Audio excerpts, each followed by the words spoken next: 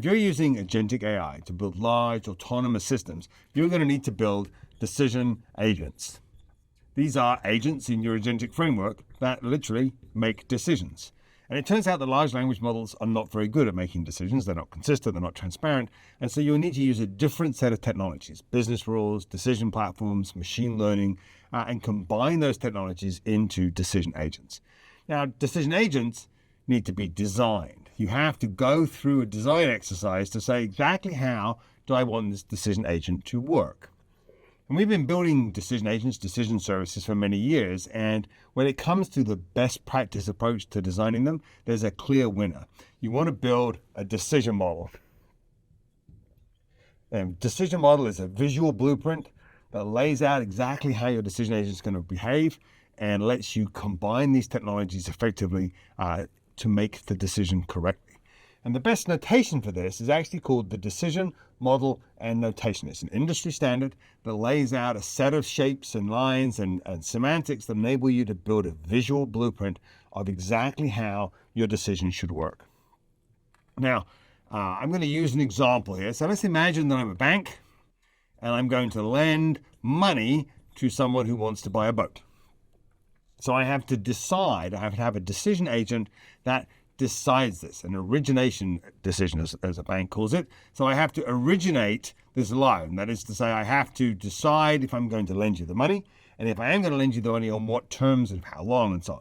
So I have to make this origination decision. So I'm going to walk through how you can use DMN to lay out this decision and describe all the elements of your decision agent.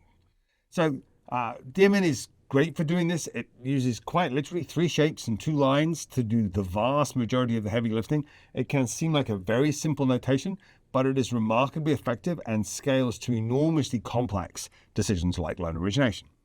So let's start with the shapes. So the first shape you need to know is a rectangle. So all decisions and sub-decisions and sub-decisions are all rectangles. Each decision is you can think of it as a question that has to be answered, and that's represented using a decision. So let's start building an example here. So let's take our origination decision, say I've got to originate this loan. That's the decision I've got to take. Not enough room for the word originate. So I've got to decide if I'm going to originate the loan. Well, how do I do that? Well, I've got to think about the pieces of that decision. I've got to decompose that decision into sub-decisions. So I can break down my problem itself, functional decomposition technique, and say, well, in order to decide if I'm going to lend you the money, I have to decide what type of vehicle you're trying to borrow money, because there are lots of kinds of vehicle. Boats are only one. I've got to decide what your loan to value ratio is. So, how much are you trying to borrow? What do I think the boat's really worth? How does that look like? I have to decide what your credit worthiness is. So how good is your credit? How likely are you to pay me back? And then perhaps I also need to know some information about the vehicle. So in this case, I'm going to draw that as an open. Now you notice that the 3 sub-decisions are drawn as decisions because they are also decisions. Each decision, each sub-decision is a specific question that has to be answered using a specific set of inputs. But I can also show input data as I have here. I've shown vehicle. Now vehicle's in an oval. Ovals represent input data. And you can think of each input data as like a JSON object. It could be a single field, but it could also be a whole set of information about a vehicle or a customer. So you might have what kind of vehicle it is, how big it is, how old it is, how much it weighs, and all sorts of other information that describes this input data. Now, to show that these are part and parcel of how I originate, I use a solid arrow like this.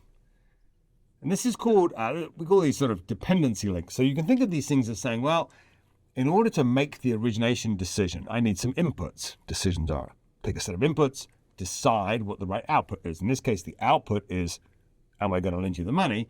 So what are the inputs? Well, the inputs in this case are the vehicle information and the answers to 3 other questions. What type of vehicle is it? What's your loan to value ratio?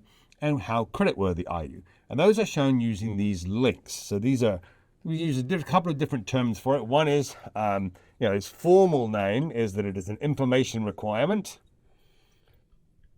And we call all the links requirement links. But you can also think of it as a sub-decision or as a dependency. So we're saying that we can't make the origination decision until we've made these other decisions. We are dependent on their answers, so it's a dependency.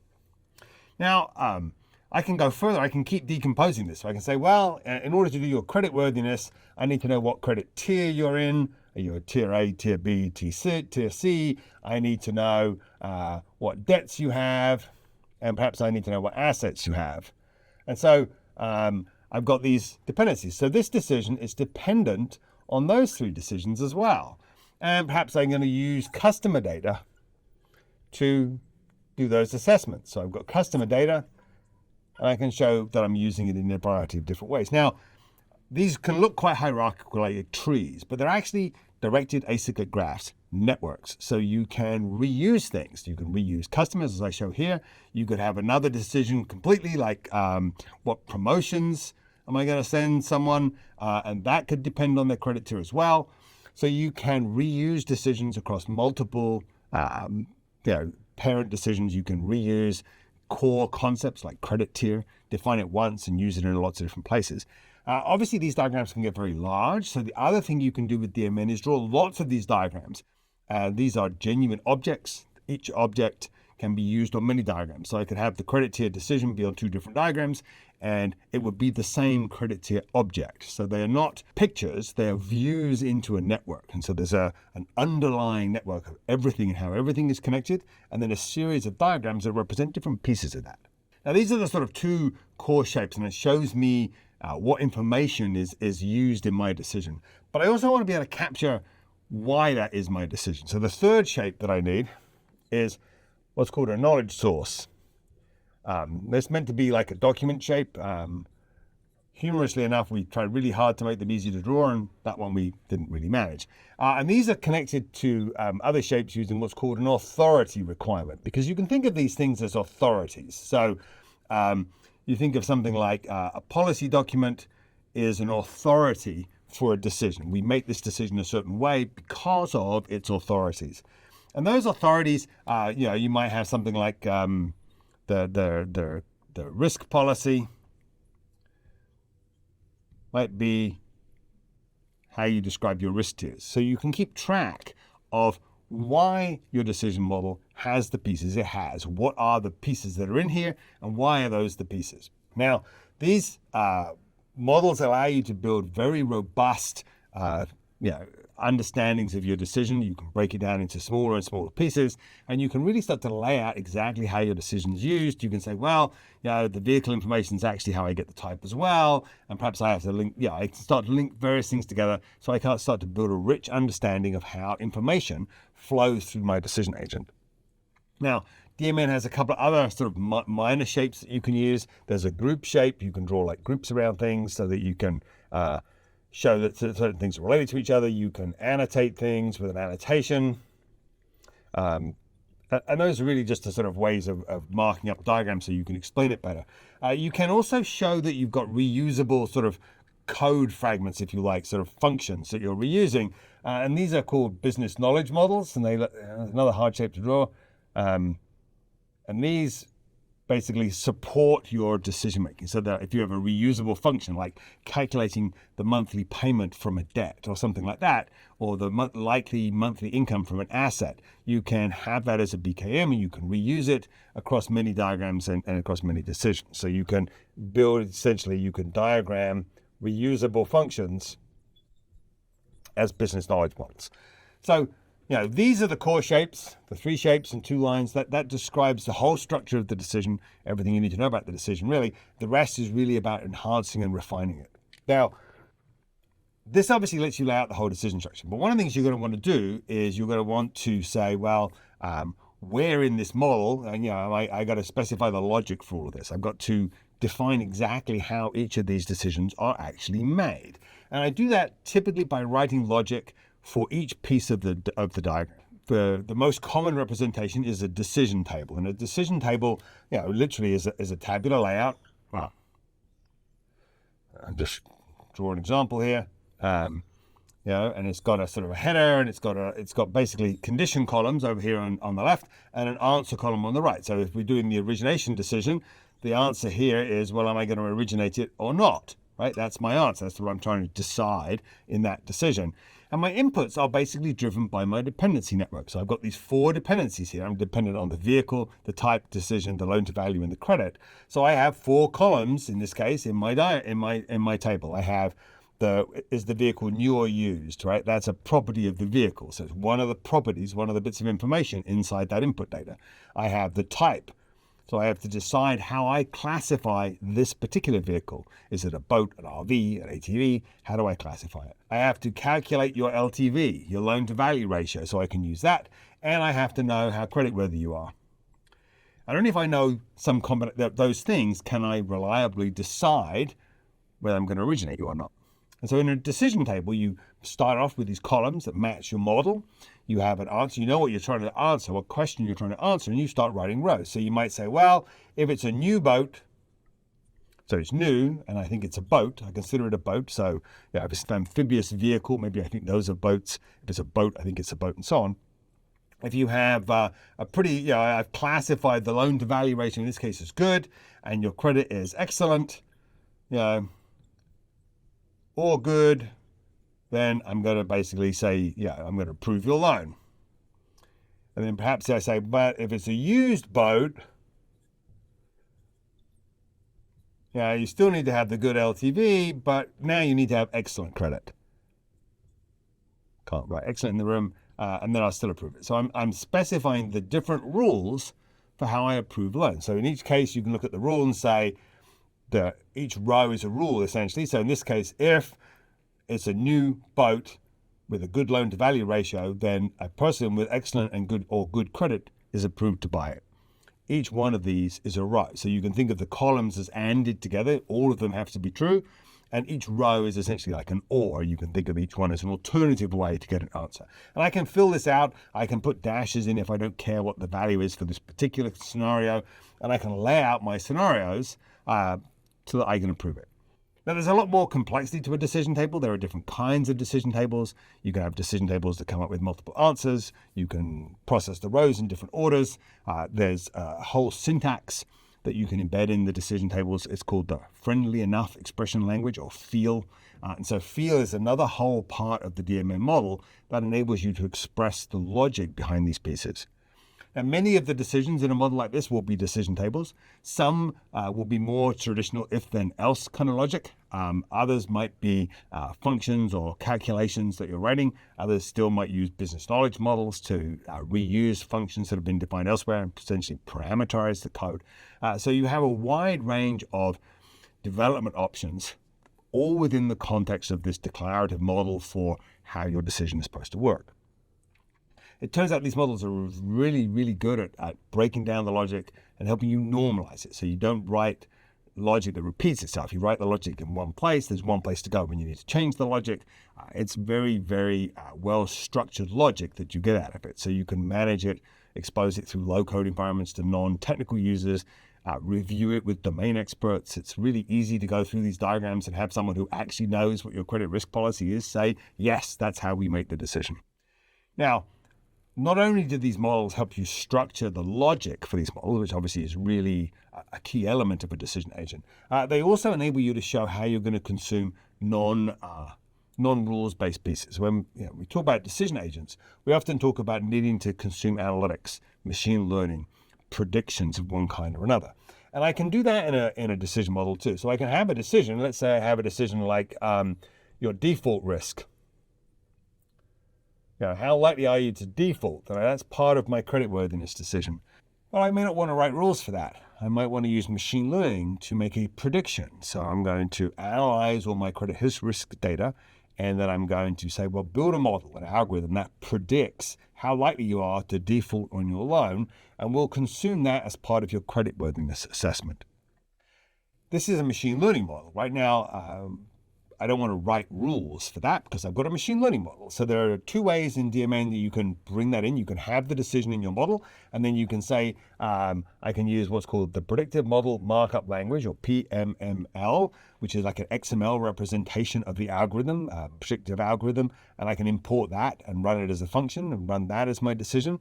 There's also a standard called ONNX, the Open Neural Network Exchange Standard, which is about how you exchange graphs for machine learning models, neural networks, large language models, between different modeling platforms. And lots of execution platforms support executing ONNX models too. So you can have a decision in your model that produces a score or a number that you consume as part of your decision modeling, but you didn't write any logic for it. You're just pointing it at a pre-existing machine learning definition that your data scientists have provided you with. So I can do that too. Now, the last step I have to do is I have to somehow be able to package all of this up and deploy it as a decision agent. Now, some decision platforms don't really know how DMN works, so this is just a really good design technique. This is how you design what you're going to put in there, and you use it as a requirements diagram. Just like you do an entity diagram for a database design, you would do a DMN diagram for a decision engine.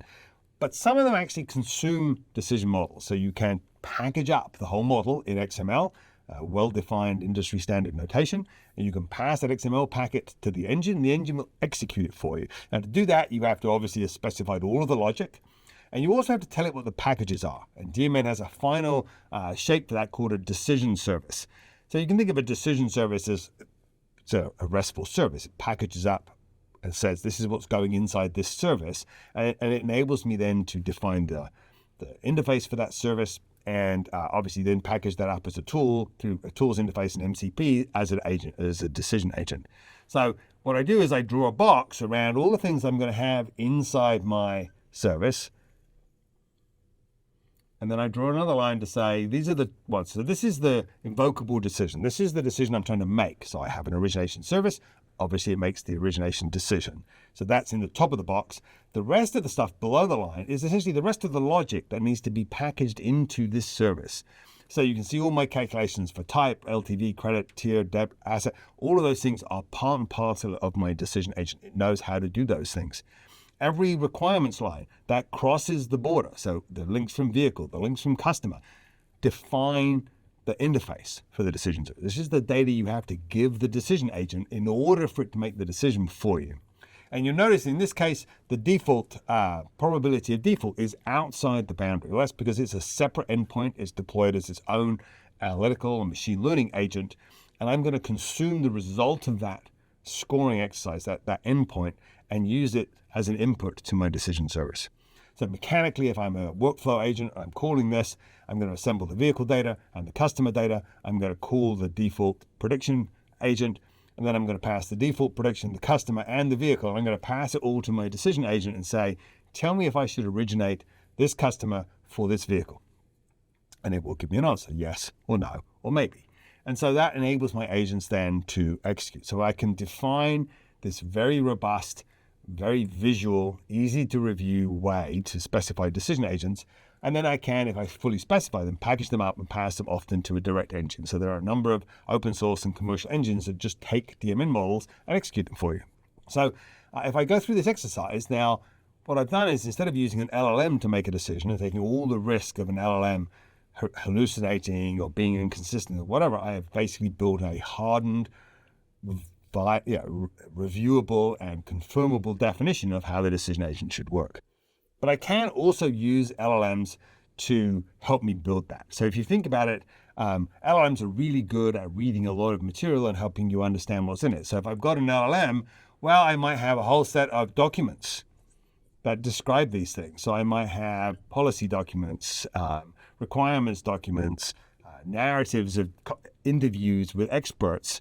All of those documents can be consumed with an LLM and to help me build one of these models. So you can ask it questions like, well, how will you structure this? What information is referenced in this document? So you can consume your documents, process them with an LLM, and use that to help you build the right model.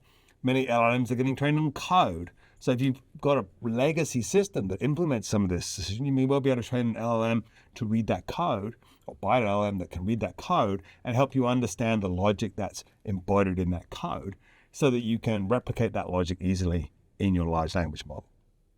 So there's a variety of different ways to use large language models to help you with this. There's some interesting work going on to say if I've got a version of my decision agent already built and I have a document that it was based on, and I get a new version of that document, can you tell me what the differences are LLMs are really good at summarizing the differences between two documents in a usable way. And that enables you then to say, what changes do I have to make to my decision agent in order to go ahead and update my decision agent? So it's not like LLMs have no role in all of this. You're still going to want to use LLMs as part of your analysis technique, as part of your requirements gathering, to sort of accelerate that process of consuming all the raw material that your organization has about how this decision should be made. So you can turn it into a decision model, but you want to harden the decision model, make it a formal definition of your decision agents, because it's really important that your decision agents work reliably, work transparently, consume probabilistic predictions effectively, and do all this in a way that can be exposed then as a decision agent for use by the rest of your agents.